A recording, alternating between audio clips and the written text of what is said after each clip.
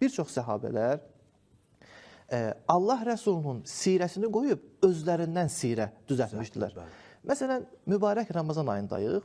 İndi bu ay ibadət, itaət ayıdır. İstər-istəməz dünya müsəlmanları harazıdır, məzhəb olaraq iki yerə bölünür, əhl-i sünnə və şiyə. İndi gedək məscidlərə. Əhl-i sünnədə təravih namazı deyilən bir şey var. Yəni, Ramazan ayının gecələri namaz qılırlar, təravih namazı. Amma necə? Cəmaatla. Amma şiyələrdə necədir? Şiyə sünnəçilər, qədir gecələr olsun deyər, fərdi şəkildə ibadətlə məşğuldurlar. Baxın, əsl namaz hər iki məzhəbdə var. Amma necəliyi onlar cəmaatla qılır, şiyələr isə fərdi şəkildə. İndi mən məzhəb məsələsini istəmirəm açıqlayam. İstəyirəm ki, bu məsələyə deyəm ki, indi kim Peyğəmbər sirəsinə əməl edir? Yəni, çünki niyə? Mən namaz qılıramsa, sabah Allah soruşacaq ki, niyə qılırdın, necə qılırdın? Meyarın kimi? Kimdən öyrəndi bu namazı? Baxın, ilk olaraq Səhih Müslümdə rəvayət budur. Qanə Rəsuləllah yorağı fi qiyamir Ramazan. Allah Rəsulu insanları Ramazan ayında namaza rəğbətləndirirdi. Amma necə? Bu formada ki, həm özü qılırdı, həm başqaları qılırdı. Yəni, cəmaatla qılmırdı. Daha sonra biz Buxarıda oxuyuruq ki,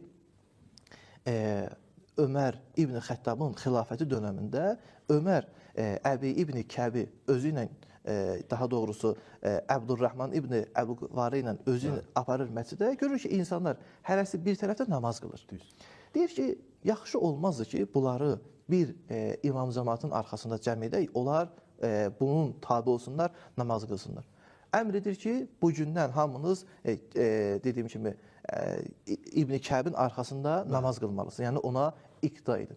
Daha sonra maraqlıdır. Özü buyurur ki, ikinci gün gələndə, deyir ki, ni'məl bid'əl hazə. Nə gözəl bid'ətdir bu. Baxın, bid'ət nə deməkdir? Sonradan İslam'a atılır. Yəni, Peyğəmbər bunu təsdiq eləməmişdi. Peyğəmbərin sirəsində bu yox idi. Allahın və Peyğəmbərin təsdiqi olmayan məsələ. Amma sonradan bu dini təyinatla gəlir müsəlmanların həyat tərzinə keçir. Baxın, nəyə bid'ət deyirik? O şey bid'ət deyirik ki, hər yeni çıxana biz bid'ət demirik. O yeni bid'ətdir ki, sən onu ibadət formasında təsdiqləyəsən. İndi, məsələnin bu formasında, indi biz bugünə gələndə, yəni günümüzə gələndə görürük ki, bir çox şəxslər bunu sünnə olaraq başa düşür. Biz deyirik ki, yox, bu nə sünnədir, nə sirə. Niyə? Çünki Peyğəmbərdən sonra hər hansı bir şəxsin ibadət tərzini dəyişməyə səlahiyyəti yoxdur. Yalnız Peyğəmbər icazə verməlidir. Peyğəmbərin təsdiqlədiyi şəxslər bu işi görə bilər.